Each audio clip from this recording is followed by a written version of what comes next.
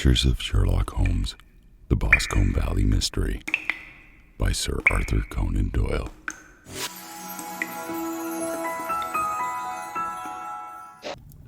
We were seated at breakfast one morning, my wife and I, when the maid brought in a telegram. It was from Sherlock Holmes and ran in this way. Have you a couple of days to spare? Have just been wired for from the west of England in connection with the Boscombe Valley tragedy. Shall be glad if you will come with me. Air and scenery perfect. Leaving Paddington by the 11:15. What do you say, dear? Said my wife, looking across at me. Will you go? I really don't know what to say. I have a fairly long list at present. Oh, Aunt Struthers would do your work for you. You've been looking a little pale lately. I think that the change would do you good. And you are always so interested in Mr. Sherlock Holmes's cases. I should be ungrateful if I were not, seeing what I gained through one of them, I answered.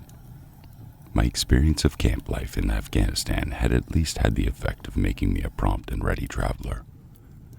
My wants were few and simple, so that in less than the time stated, I was in the cab with my valise, rattling away to Paddington Station. Sherlock Holmes was pacing up and down the platform, his tall, gaunt figure made even gaunter and taller by his long gray traveling cloak and close-fitting cloth hat. It is really very good of you to come, Watson, said he. It makes a considerable difference to me, having someone with me on whom I can thoroughly rely. Local aid is always either worthless or else biased. If you will keep to the two corner seats, I shall get the tickets. We had the carriage to ourselves, save for an immense litter of papers which Holmes had brought with him. Among these he rummaged and read, with intervals of note-taking and of meditation, until we were past reading. Then he suddenly rolled them all into a gigantic ball and tossed them up onto the rack. Have you heard anything of the case? He asked. Not a word. I have not seen a paper for some days. The London press has not had very full accounts. I've just been looking through all the recent papers in order to master the particulars. It seems, from what I gather, to be one of those simple cases which are so extremely difficult.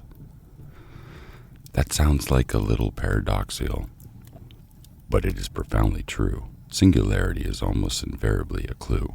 The more featureless and commonplace a crime is, the more difficult it is to bring it home. In this case, however, they've established a very serious case against the son of the murdered man. It is a murder, then. Well, it is conjectured to be so. I shall take nothing for granted until I have the opportunity of looking personally into it. I will explain the state of things to you, as far as I have been able to understand it, in a very few words. Boscombe Valley is a country district, not very far from Ross, in Hertfordshire. The largest land proprietor in that part is a Mr. John Turner, who made his money in Australia and returned some years ago to the old country. One of the farms which he held, that of Hatherley, was let to Mr. Charles McCarthy, who was also an ex-Australian. The men had known each other in the colonies, so that it was not unnatural that when they came to settle down, they should do so as near to each other as possible. Turner was apparently the richer man, so McCarthy became his tenant, but still remained, it seems, upon terms of perfect equality. As they were frequently together, McCarthy had one son, a lad of 18, and Turner had only one daughter of the same age, but neither of them had wives living. They appeared to have avoided the society of the neighboring English families, and to have led retired lives. Though both the McCarthys were fond of sport and were frequently seen at the race meetings of the neighborhood, McCarthy kept 2 servants, a man and a girl. Turner had a considerable household, some half-dozen at least. That is as much as I've been able to gather about the families. Now for the facts.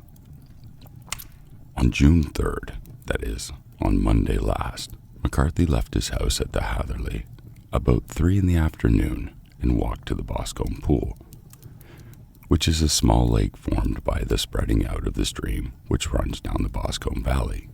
He had been out with his serving man in the morning at Ross, and he had told the man that he must hurry, as he had had an appointment of importance to keep at 3. From that appointment, he never came back alive. From the Hatherley farmhouse to the Boscombe pool is 1/4 mile, and 2 people saw him as he passed over this ground. One was an old woman, whose name is not mentioned, and the other is William Crowder, a gamekeeper in the employ of Mr. Turner. Both these witnesses dispose that Mr. McCarthy was walking alone. The gamekeeper adds that within a few minutes of his seeing Mr. McCarthy pass, he had seen his son, Mr. James McCarthy, going the same way with a gun under his arm. To the best of his belief, the father was actually in sight at the time, and the son was following him. He thought nothing more of the matter until he heard in the evening of the tragedy that had occurred. The 2 McCarthys were seen after the time when William Crowder, the gamekeeper, lost sight of them. The Boscombe pool is thickly wooded round, with just a fringe of grass and of reeds round the edge. A girl of 14, Patience Moran, who is the daughter of the lodgekeeper of the Boscombe Valley estate, was in one of the woods picking flowers. She states that while she sat at the border of the wood and close by the lake, Mr. McCarthy and his son, and they had appeared to be having a violent quarrel. She heard Mr. McCarthy the elder using very strong language to his son, and she saw the latter raise his hand up as if to strike his father. She was so frightened by their violence that she ran away and told her mother when she reached home that she had left the 2 McCarthys quarreling near the Boscombe pool, and that she was afraid that they were going to fight. She had hardly said the words when young Mr. McCarthy came running up to the lodge to say that he had found his father dead in the wood and ask for help of the lodgekeeper. He was much excited, without either his gun or his hat, and his right hand and sleeve were observed to be stained with fresh blood. On following him, they found the dead body stretched out upon the grass beside the pool. The head had been beaten in by repeated blows of some heavy and blunt weapon. The injuries were such as might very well have been inflicted by the butt end of his son's gun, which was found lying on the grass within a few paces of the body. Under these circumstances, the young man was instantly arrested, and a verdict of a willful murder having returned at the inquest on Tuesday, he was on Wednesday brought before the magistrate at Ross, who have referred to the case the next assizes. Those are the main facts of the case as they come out before the coroner and the police court. I could hardly imagine a more damning case, I remarked. If ever circumstantial evidence pointed to a criminal, it does so here. Circumstantial evidence is a very tricky thing, answered Holmes thoughtfully. It may seem to point very straight to one thing, but if you shift your own point of view a little, you may find it pointing in an equally uncompromising manner to something entirely different. It must be confessed, however, that the case looks exceedingly grave against the young man, and it is very possible that he is indeed the culprit. There are several people in the neighborhood, however, and among them Miss Turner, the daughter of the neighboring landowner, who believe in his innocence, and who have retained Lestrade, whom you may recollect in connection with the study in Scarlet, to work out the case in his interest. Lestrade, being rather puzzled, has referred the case to me, and hence it is with that 2 middle-aged gentlemen are flying westward at 50 miles an hour instead of quietly digesting their breakfasts at home. I am afraid, said I, that the facts are so obvious that you will find little credit to be gained out of this case. There is nothing more deceptive than an obvious fact, he answered, laughing. Besides, we may have a chance to hit upon some other obvious facts, which may have been by no means obvious to Mr. Lestrade. You know me too well to think that I am boasting when I say that I shall either confirm or destroy his theory by means which he is quite incapable of employing, or even of understanding. To take the first example to hand, I very clearly perceive that in your bedroom the window is upon the right-hand side, and yet I have questioned whether Mr. Lestrade would have noted even so self-evident a thing as that. How on earth? My dear fellow, I know you well. I know the military neatness which characterizes you. And yet, I have questioned whether Mr. Lestrade would have noted even so self-evident as a thing as that. You shave every morning, and in this season, you shave by the sunlight. But since your shaving is less and less complete as we get farther back on the left side, until it becomes positively slovenly as we get round the angle of the jaw, it is surely barely clear that the side is less illuminated than the other. I could not imagine a man of your habits looking at himself in an equal light and being satisfied with such a result. I only quote this as a trivial example of observation and inference.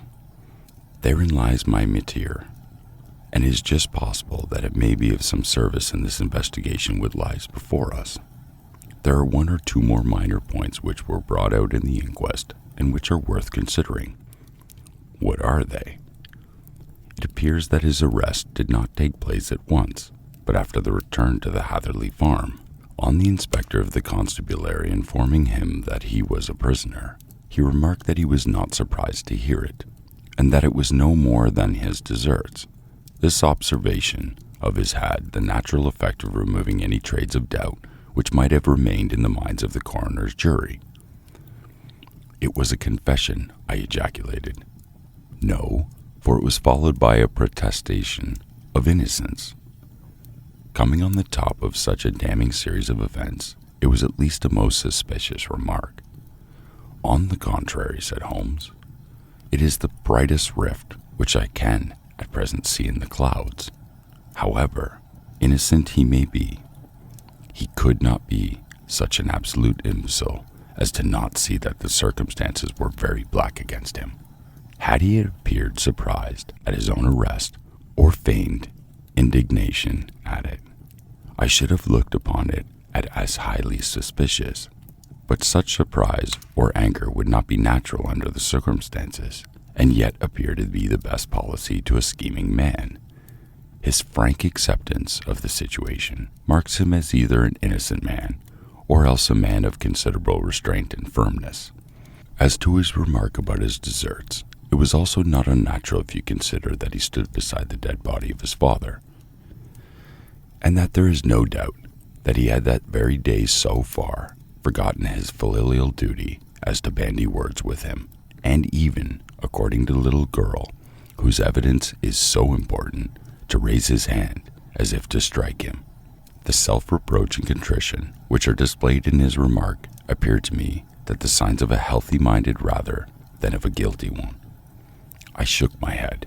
Many men have been hanged on far slighter evidence, I remarked. So they have, and many men have been wrongfully hanged. What is the young man's own account of the matter?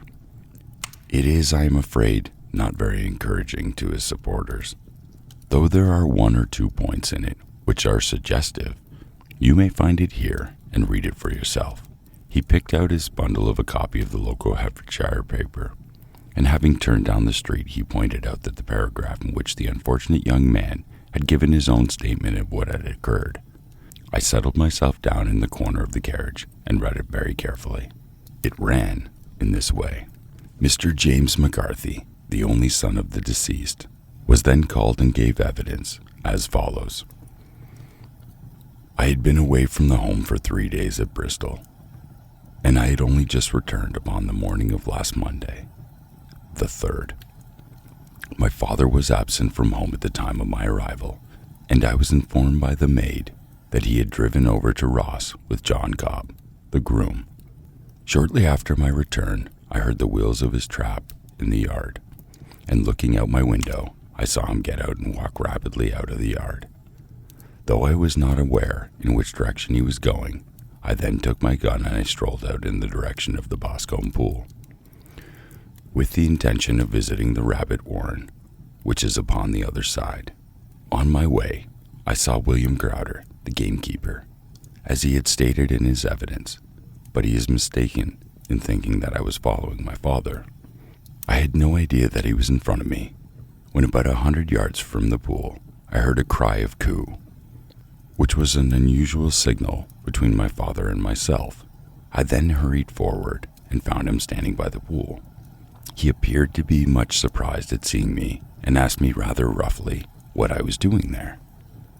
A conversation ensued, which led to high words and almost to blows, for my father was a man of a very violent temper. Seeing that his passion was becoming ungovernable, I left him and returned towards Hatherley Farm. I'd not gone more than 150 yards, however, when I heard a hideous outcry behind me.